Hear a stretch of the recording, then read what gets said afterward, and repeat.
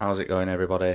It's Charlie, and welcome back to the Chatting Leeds YouTube channel for your match review of Crystal Palace 2, Leeds United 1.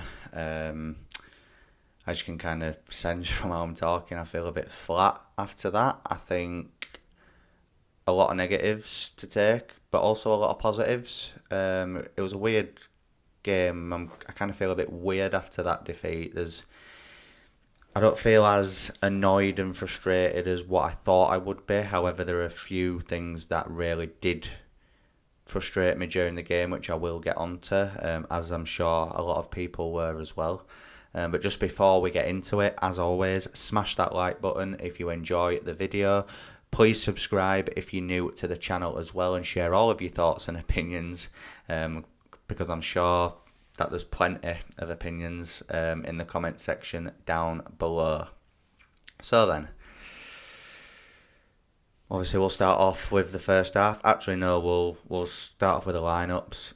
Lineup was pretty much as expected. Aronson moving out to the right, Harrison on the left with Rodrigo in behind Pat Bamford,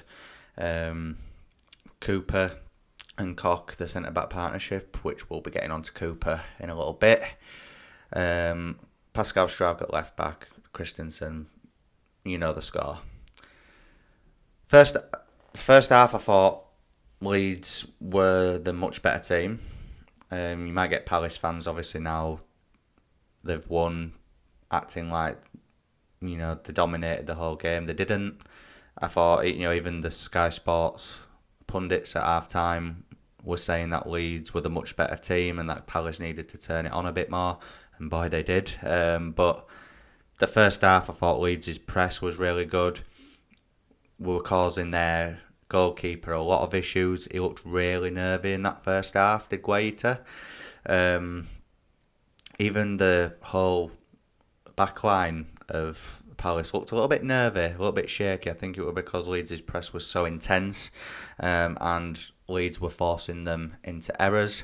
And that paid off in the first 10 minutes when Pascal Struijk scored his first goal of the season. But let's be honest, it was made by Brendan Aronson. What a run, in and out, weaving through the Palace defence. Hits a shot and it comes off the post, and Pascal obviously puts it in, and it's 1-0 to Leeds, and it was really thoroughly deserved. I thought, like I said, we were on the front foot. Every time Leeds attacked, it looked promising.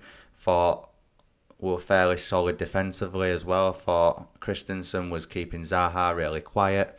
We were limiting Palace to only a few half chances. They'd not actually had anything on target.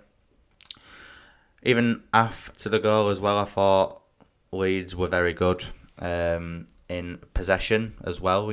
Usually with Leeds, we're not so good on the ball, but I thought on the ball, Leeds were very good. But then Palace started to come into it a little bit towards the end of the first half, but we'll get onto their equalising goal now. And this, a little bit of a Cooper rant.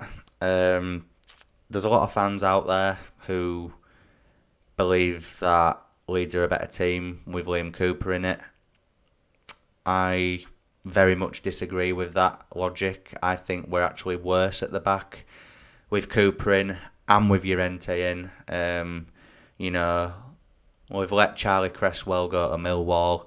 Yeah, apparently he's not having a great time down there, but I thought whenever he played in our first team last season, he looked really promising. I thought it'd been a really good opportunity for him to break through this season. Obviously, the left back issue is forcing Pascal Struijk to have to play left back. Firpo wasn't even in the squad today, so I'm assuming he's injured or something. But, even last week against Villa, Firpo was fit and he still played Pascal Struijk at left back, which tells you something. If we had a better left back, or if Firpo was good, you'd be able to play Firpo at left back comfortably, and you could move Pascal Struijk into left centre back with Koch, which I think is our best centre back partnership.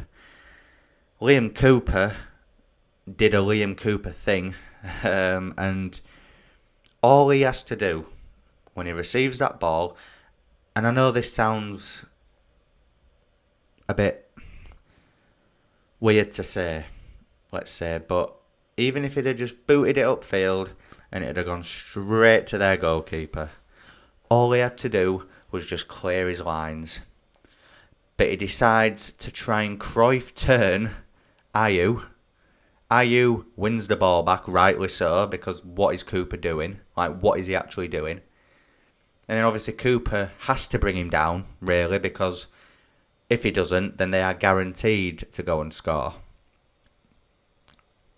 And then Leeds have been fairly good from set pieces defensively so far this season. But, you know, we go back to our old ways where, you know, there's just no one to meet that ball in from Elise.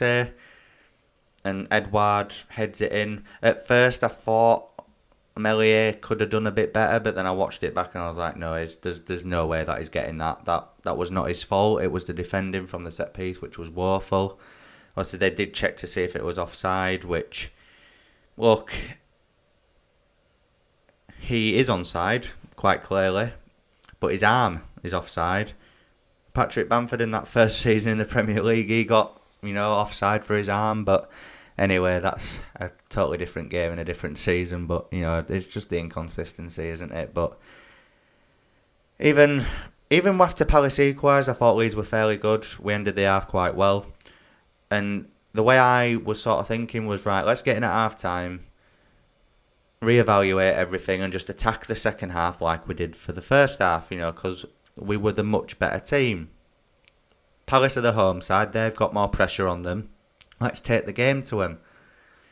And then the second half, I don't know what happened. I don't know if it was Vieira adjusting his tactics, making some subs, and we didn't react to that. That could be the case.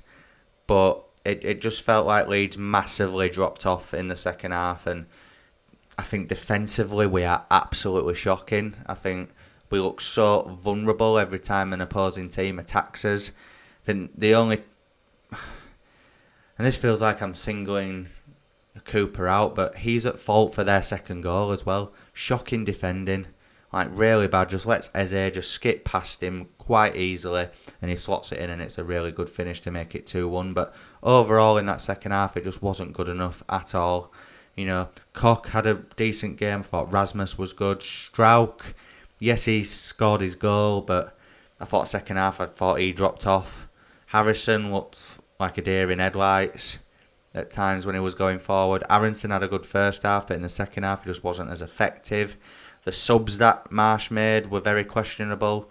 You know, bringing Somerville on first rather than Gellart, and then he brings Gellart on with 7 or 8 minutes left when there's, you know, the game's pretty much done at that point.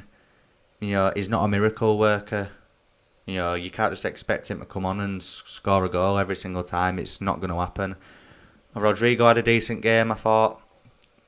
You know, the subs that came on didn't really make a big enough impact for me. And I just think it was a totally, you know, it was a game of two halves, massively. I think Palace probably deserved it, just, in the end. But, you know, it was a very 50-50 game. And I do think it was either going to be a draw or 2-1 either way. And it ended up being 2-1 to them. But, you know, I've seen a lot of different takes on Twitter, Instagram and all that since the game finished. You know, some fans saying we're in a relegation battle, it's going to be the same as last season. It's a tough one. I can understand why people are reacting like that. It's raw, the game's over, you know, the game's literally just finished or whatever. It's raw emotions. And I can get why people may be worried that it's going to happen again. And this might be a hot take to some people, but I actually do feel Leeds are in a better place than what they were last season in terms of the squad depth. I think the tactics have been adjusted because obviously Marsh has signed players that fit his system. Do I think we're going to be in a relegation battle? No. But do I also think we could get dragged into one if this continues? Absolutely. It's very 50-50 either way at the minute. I think we're at the time of recording this, I think we're 14th. Obviously, there's the Villa Forest game that's got to be played tomorrow.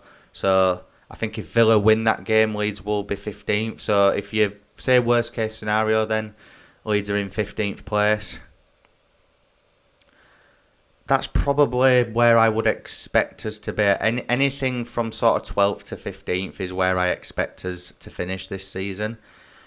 And it's the famous saying, isn't it? There's 3 teams worse. But I look at the start that Forest have made. I look at the start Leicester have made. Wolves, Southampton. Even Villa to an extent, even if they win tomorrow. There's teams that I think are in a worse place than us right now. Palace is a tough place to go for any team. They're a decent side. They've started off a bit here and there, but they've had a lot of the top 6 that they've had to play in their opening games. The fixtures haven't been kind to them, really, but the fixtures have been kind to Leeds, and it's 2 points out of the last 5 games now, and it's just a bit, I don't know. We've won 2, we've drawn 3 and lost 3. There's teams that are in much worse form than us, but it's starting to get a little bit concerning, because then you look at it now and we've got Arsenal next week. It's just, Arsenal are on fire at the minute. I hope we approach the Arsenal game like we did the Chelsea game, though, because God, that Chelsea game feels like a lifetime ago now. It really does. It feels like so long ago. But yeah, we've got Arsenal next, then we've got Leicester away, who, the way their form's going at the minute, they could sack Rodgers, they could have a new coach bounce, who knows how that game's going to go. That's a game for me that if Leicester are still in bad form and they've still got Rodgers, we have to win that game, regardless of what happens against Arsenal. We have to beat Leicester.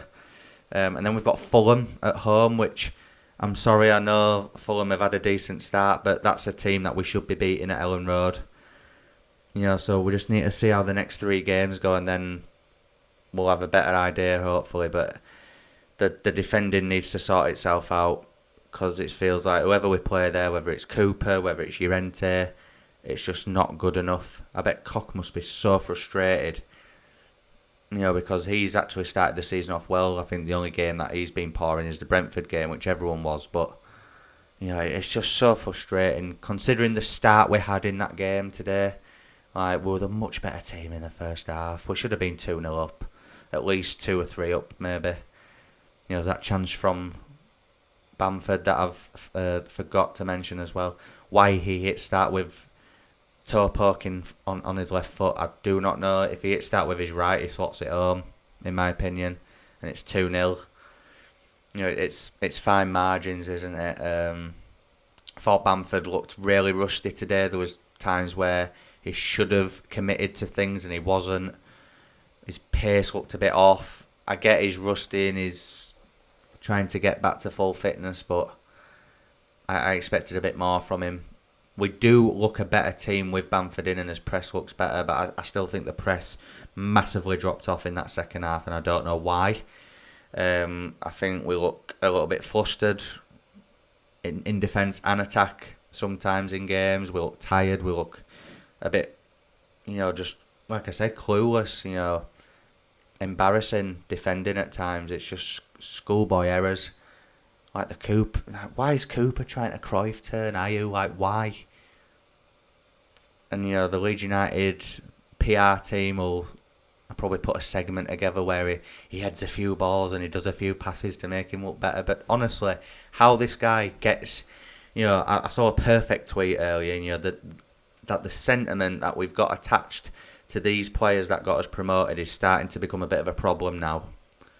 Cooper, Ayling, Click. Yeah, to be fair to Click, he's looked decent most games when he's come on this season. But Ayling against Villa, poor, didn't really do much again today. Cooper, all these players, and you just think, come on, we need to move on from these guys now. But yeah, look, we've lost the game and we move on to Arsenal next week at Ellen Road, which God knows how that game will go. I don't even want to think about it yet until nearer the time. But I'll leave it there, guys. You know, I'm feeling a little bit frustrated now. I think the more I talk about it, the more annoyed I'm getting. So we'll leave it there. If you've enjoyed this video, please smash a like anyway. Please subscribe if you're new to the channel as well, and share all of your thoughts and opinions on that defeat at Crystal Palace in the comment section down below, and I'll see you in the next one. Cheers.